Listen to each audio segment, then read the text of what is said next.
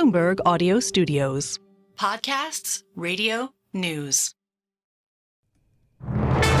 We absolutely support Israel's right to defend itself in line with international law. We need to safeguard financial stability. 2024 is not going to be an easy year. We used to call it the dream of home ownership, but look at Britain now. We've got to hang on to optimism and hope because it is the biggest driver of change. Let's stop thinking of life in terms of Brexit. Let's move on and look to the future.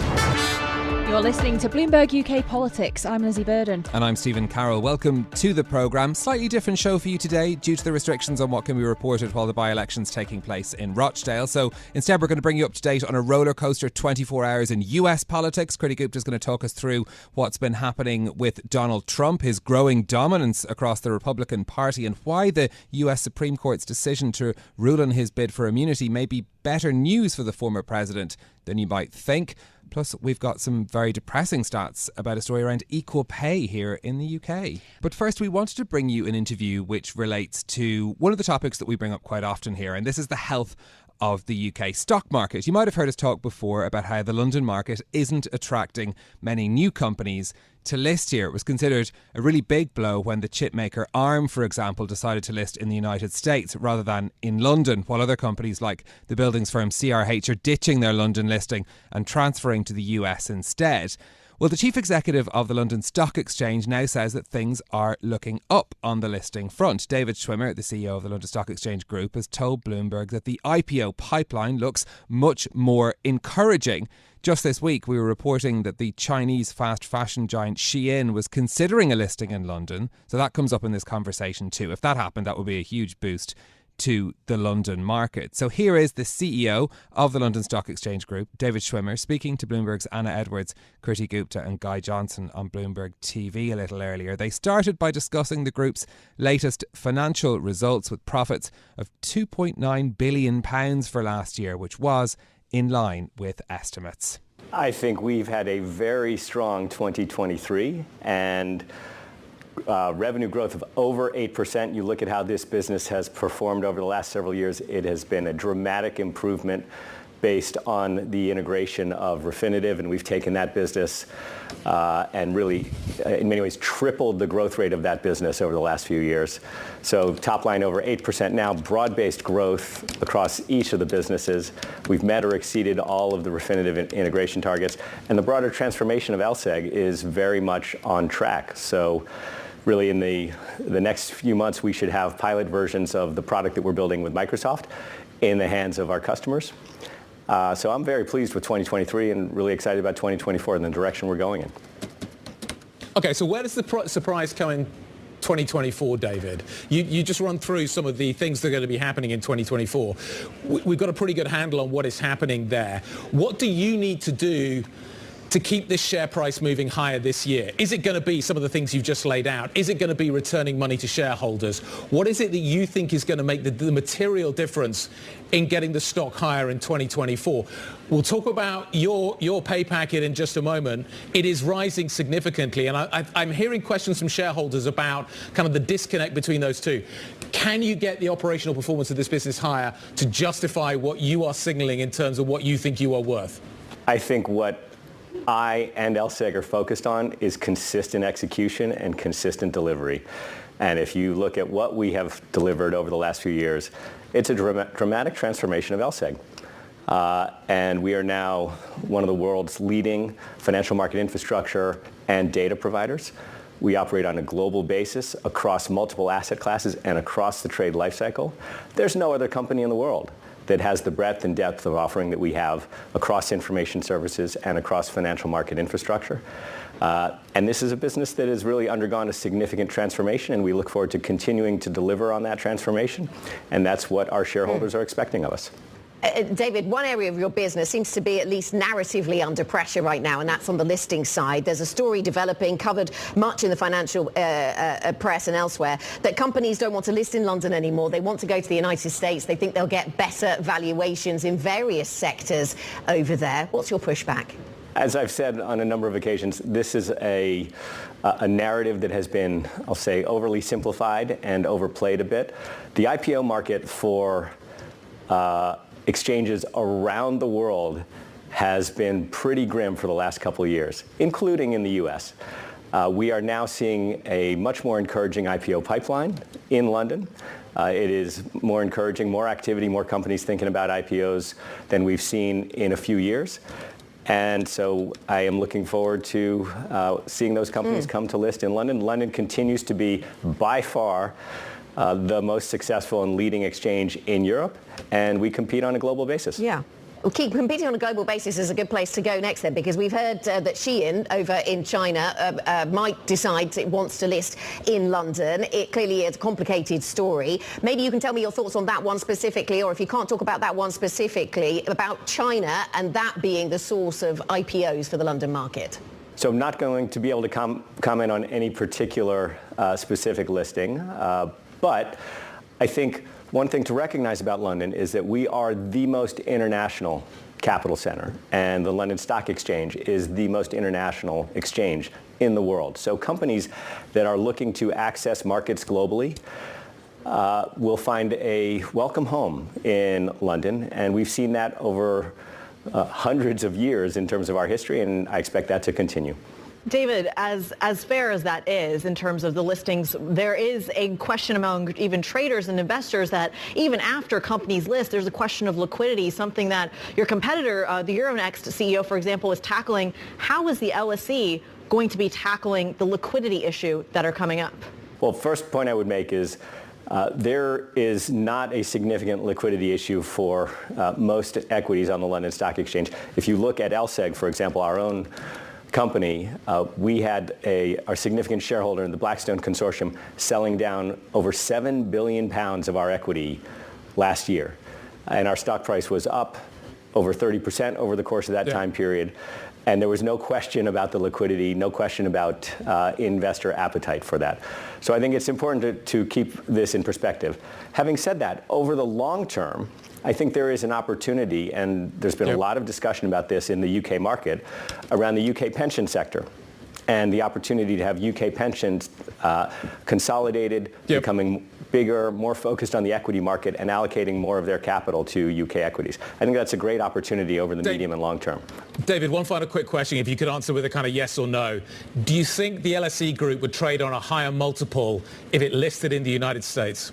No. So that was David Schwimmer, London Stock Exchange Group CEO there, giving a very succinct answer to the end to Guy Johnson on Bloomberg TV. Of course, this focus about firms shifting their listings from London to the US. I mentioned the ARM Holdings controversy as it then was, despite the lobbying that had happened here to try and get them to list in London. There's also a lobbying effort happening around relaxing UK listing rules as well. So the likes of Shein, if that were to come through, would be something that would really help as well. But it's worth just reflecting for a moment on how much of a slump this has been for London. Companies raised just $1 billion on the London Stock Exchange last year. That was the least since 2009. So remarkable, even within a global drought of these sort of share listings as well. There's also another issue about why London's become less attractive for these sorts of listings, and that's been to do with a glut of alternative funding coming from the private equity world. There's also some of the recent stock listings in London haven't been great. The likes of Deliveroo, Dr. Martens, or even Ithaca Energy as well. They haven't been the success that many would have hoped, and that's led other countries, or other companies rather, to shy away from the thought of listing in London. So an interesting story around the UK stock market we thought we'd bring to you on this particular day.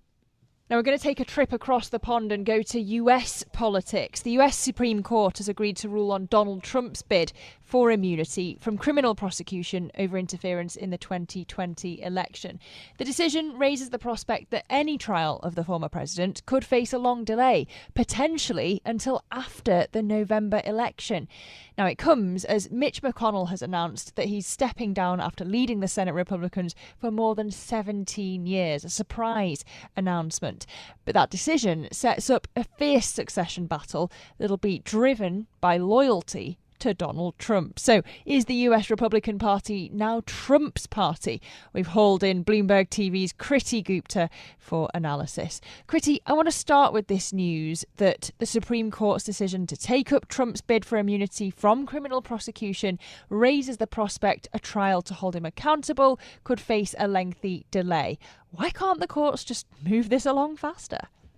It kind of comes down to scheduling, but there's also an incentive not to move this along faster. Look, the criticism of the Supreme Court that really dates back to President Trump and the people he chose to kind of stack is that they are leaning Republican anyway. Of course, the Supreme Court is meant to be impartial, but it is not at the moment, in that there is a incentive here that if you are supporting the GOP frontrunner, which is looking to be President Trump at the moment, then you do start to see some sort of incentive about how they might rule in his favor.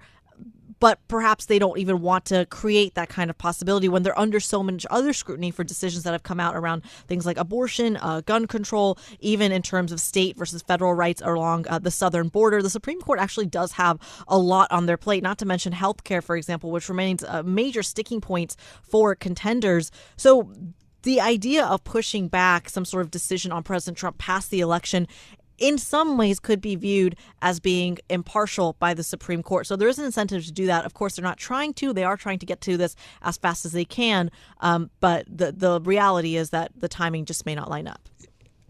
I think we could all be forgiven for losing track of which legal battle we're talking about when it comes to Donald Trump. So can you just remind us what this particular decision is about? Because it's not actually a decision that we've had from the Supreme Court. It's just the question of when they're going to think about it, or rather consider it. Right. So there's a couple, to be fair. So the latest one that we're trying to keep an eye on right now is whether or not President Trump can be on ballot. So this is coming in the context of Super Tuesday, which is coming up in the U.S. election, which is basically when a lot of states individually vote for whether or not President Trump will ultimately be the GOP frontrunner, the GOP candidate. It also, of course, has other things like voting on certain laws and procedures in these various states.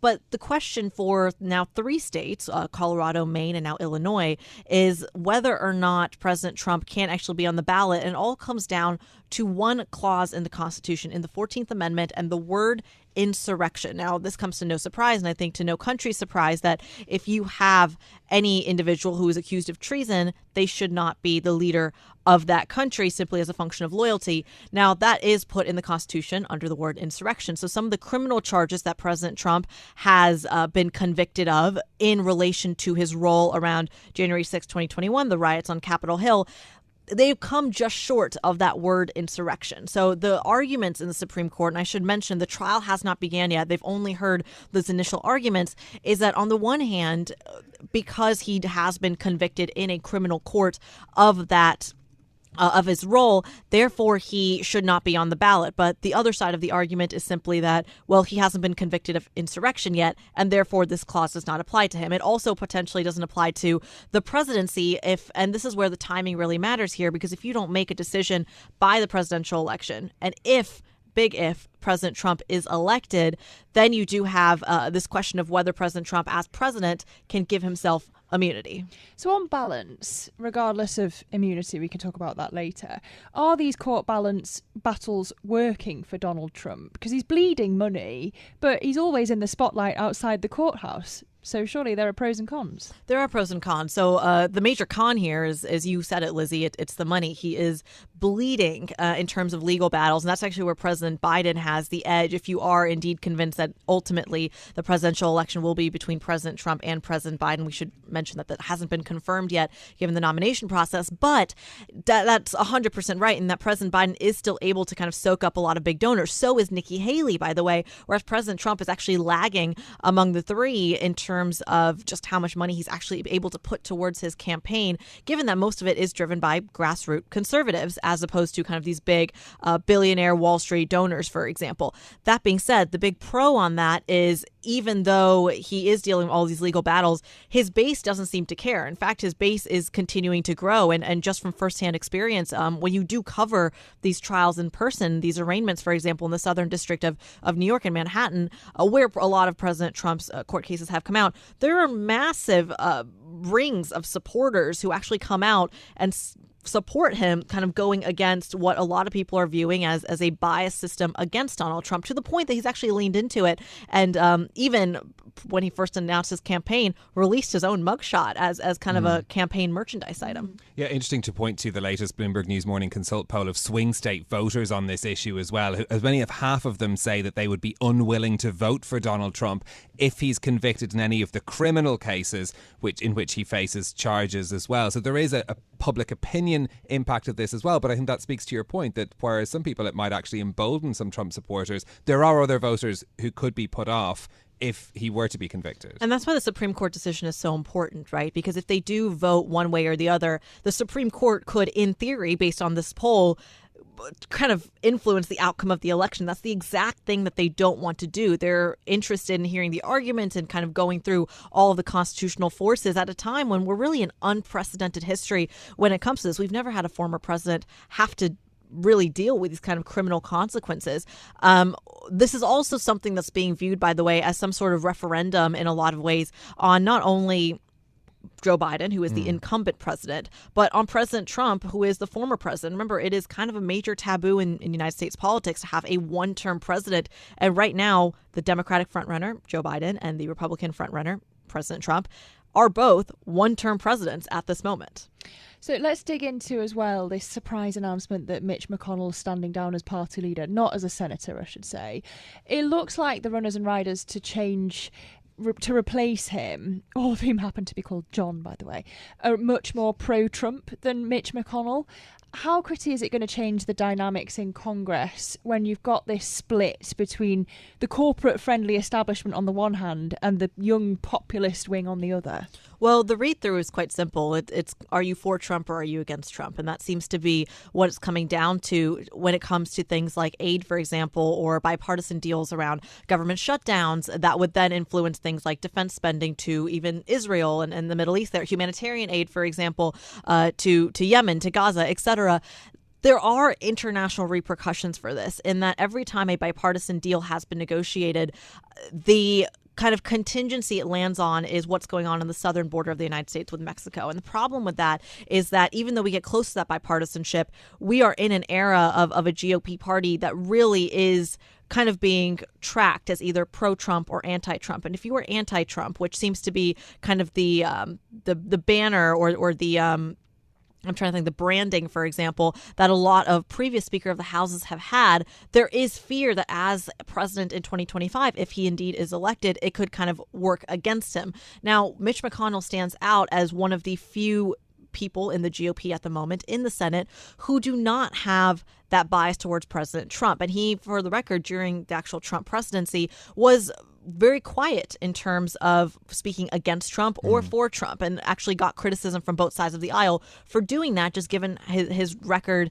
in Senate and in U.S. politics. That being said, he has since come out and said that Trump's role in those Capitol riots was inappropriate, and he has still, even as the GOP leader in Senate, has not endorsed President Trump, despite a lot of his colleagues having do so. Now that he steps down, though, it creates a vacuum that whoever replaces him is more likely than not to be a Trump supporter. Yeah, and given the fact that we have the three Johns that have declared already for this role that are people who are Trump supporters, I mean, what does that mean for functioning of government in the United States? Congress is so divided. We can talk about the latest government shutdown deal next, but this is a question that someone like Mitch McConnell was able to play the system. He had been there for a very long time. He knew everyone around him. He was able to build alliances where necessary to achieve his aims.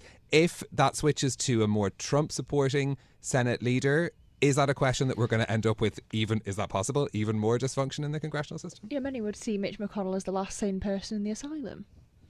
I think it's a fair concern, absolutely. And the best example that I can give of early evidence of that happening is just the latest two bipartisan deals we've had around government shutdowns, where you have had Mike Johnson get a lot of whiplash from his own party for actually even negotiating with the Democrats, even though he has included pieces of the aid towards the efforts in the southern border, aid towards Ukraine, etc. He is still viewed by a lot of his colleagues within the party see as perhaps bending too closely towards Democratic ideals simply by being bipartisan. And that's actually something that Joe Biden, the president of the United States, has come out and said, that every time they get close to this bipartisan deal, there seems to be this pull away from a lot of GOP supporters the minute that President Trump comments on the actual deal, despite him not even being in office anymore. So they have got another deal, another sticking plaster.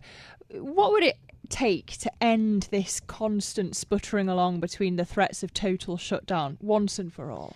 I mean, a good budget. That's a really solve hard... the problem yes, for us, Kriti. You're welcome. And this is why I'm not president.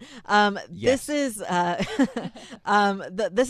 core of the issue, right? So they've gotten close to a $1.59 trillion spending budget is what they've decided on. They decided that in January for the entire year. The problem is where a lot of that funding comes from, because at the moment it's a 1% cut across all departments. So this latest kind of shutdown aversion bill that they've had actually helps most of the departments, but actively avoids some of the issues around the Department of Homeland Security, the State Department, a lot of the parts of government that deal with the southern border, because that's the sticking point of the bill. So now you're actually looking till March 28th, where some of the funding towards the actual defense side of the equations, and by the way, this extends to Ukraine, Israel, other parts of the world that require American aid as well. That's where you start to have the sticking point. Now, this government shutdown only is averted till September 30th, and then you have this problem again. And then my favorite fun fact of this entire election is that the first thing on the docket of the new president, January 2025, is dealing with the debt ceiling. And that's actually where Nikki Haley is really coming out on top, because she's really leading with this idea of getting U.S. finances back on track in a way that Joe Biden and President Trump just aren't talking about. Okay.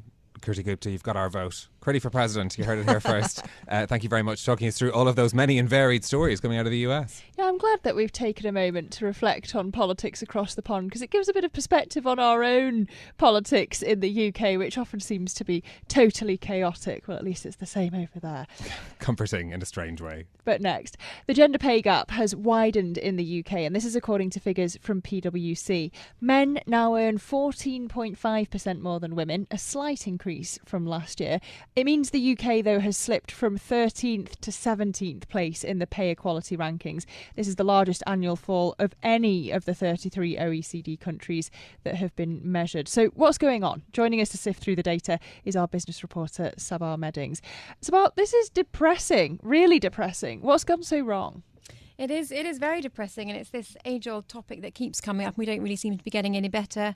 If we think about the youth specifically, they talk about more women perhaps working part-time, taking on a higher share of childcare responsibilities. But the really worrying stats I sort of picked out and thought about was, when a woman starts her career, she may be paid 5.2%, they say, less than a man of in an equal job. But as she goes through, perhaps has a child, that gap widens. And then again, at the age of 46 and above, perhaps she might go through the menopause and again have her work affected, and the gender pay gap gets even wider then. So really by retirement, it does look quite grim. Yeah, it does. And I mean, the evolution here is also the trend of the fact that it's getting worse over time is also something particularly worrying, because there have, at least in name, been initiatives to try and address some of this.